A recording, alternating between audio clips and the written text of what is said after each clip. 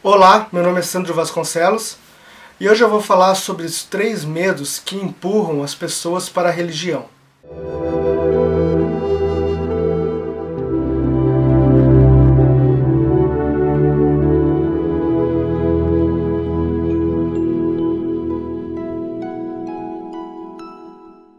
A diferença entre a religião e a verdadeira filosofia, e eu encaro como verdadeira filosofia o budismo, apesar dele ter um caráter religioso, é que a religião ela vende para você uma resposta, uma cura de seus problemas e suas aflições, uma cura total.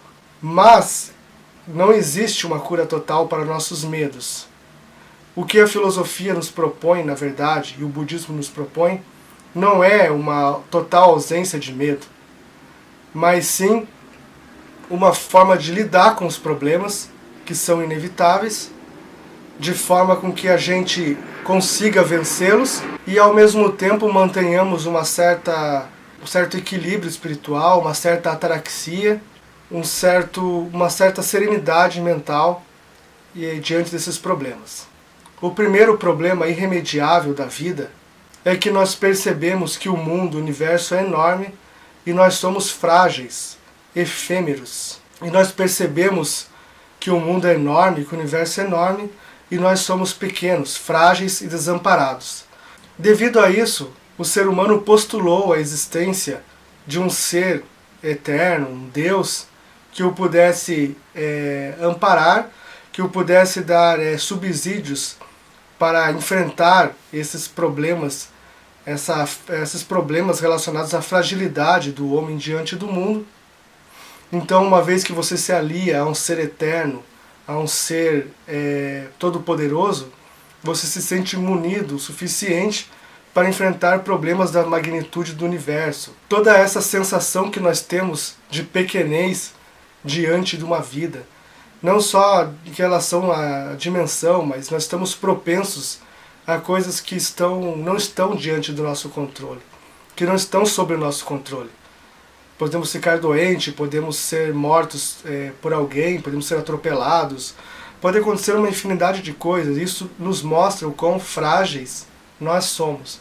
Por isso o homem foi até Deus, criou este Deus, no caso, um Deus poderoso, um Deus onipotente, que o pudesse sentir forte o suficiente em face a essa fragilidade. O segundo medo que nos empurra para a religião é o medo da morte, é o sentimento de finitude.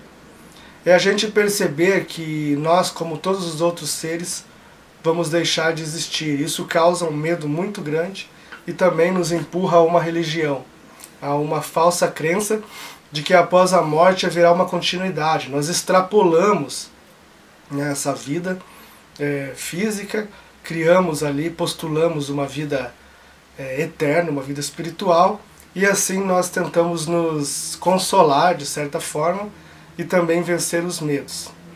E o terceiro medo é a ilusão de que nossos desejos são mais importantes do que realmente eles são.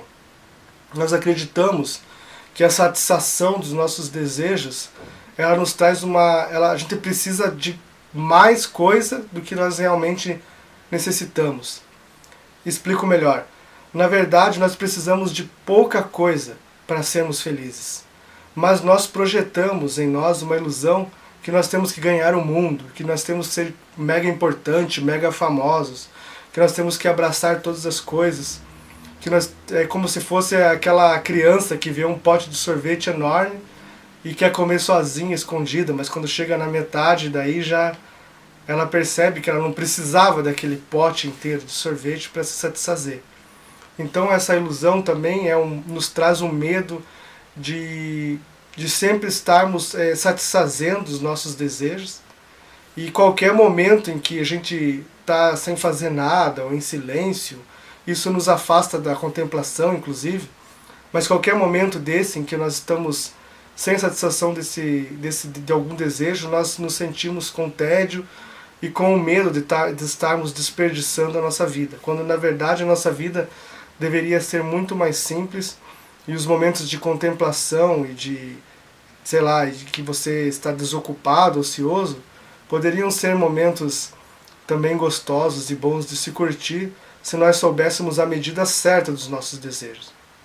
O budismo também é uma religião, mas neste ponto de vista, ele funciona como uma a-religião, como uma contra-religião, porque ele vai exatamente contrário a esses 3 pontos. Por exemplo, o primeiro ponto, a fragilidade.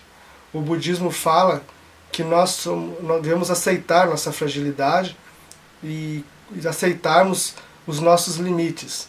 Então ele não vai falar para você ir buscar um Deus para você se sentir de certa forma amparado por algo ilusório, mas sim fazer com que você aceite os seus limites e viva com o conhecimento de você mesmo, com o conhecimento das suas virtudes e das suas limitações, e aceitar isso como você é e viver da melhor forma possível. Não numa felicidade plena ou numa vitória plena, porque isso é impossível. Nós vivemos de vitórias e derrotas.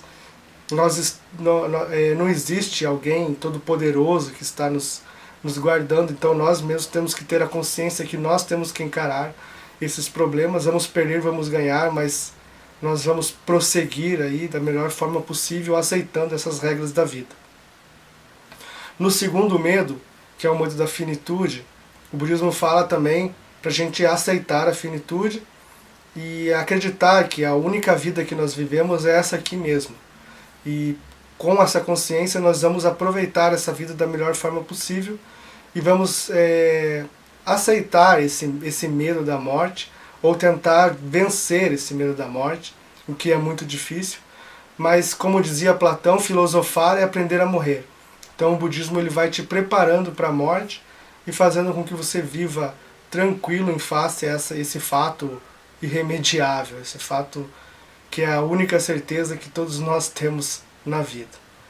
Então o budismo age como uma contra-religião nesse ponto, dizendo para que a gente precisa encarar a morte de frente, ao invés de postular uma existência eterna em algum universo imaterial.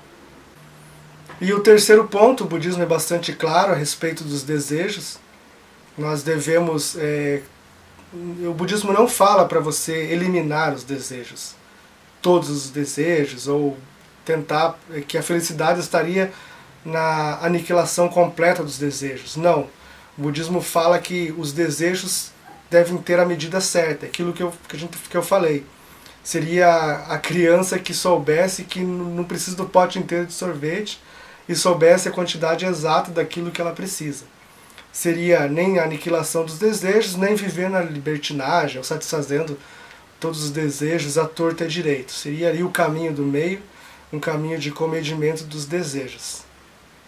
A ideia do desejo infinito, né, de que você precisa de mais do que você realmente precisa, nos faz também postular um Deus infinito, que seria um Deus que nos traria uma visão eterna, uma visão de satisfação eterna, de contemplação eterna.